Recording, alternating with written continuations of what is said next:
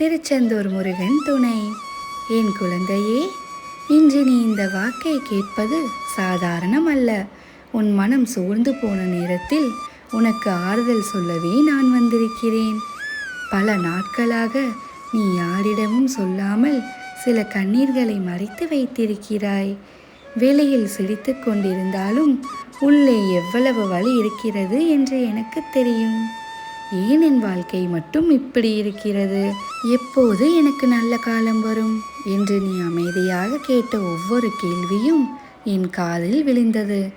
என் அன்பு செல்லமே, உன்னை யாரும் கவனிக்கவில்லை என்று நினைக்காதே. உலகம் உன்னை மறந்தாலும் நான் உன்னை மறக்க மாட்டேன்.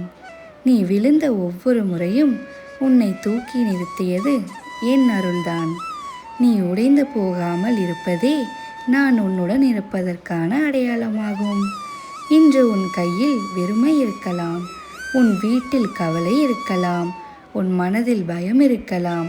ஆனால் நினைவில் வைத்துக்கொள், இந்த நிலை உனக்கு நிரந்தரம் அல்ல. இரவு எவ்வளவு நீண்டாலும் விடியல் தரும் அல்லவா?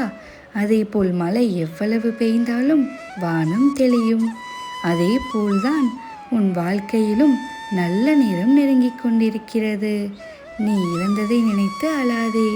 நான் தரப்போகிறதை பார்த்து நீ ஆச்சரியப்பட போகிறாய்.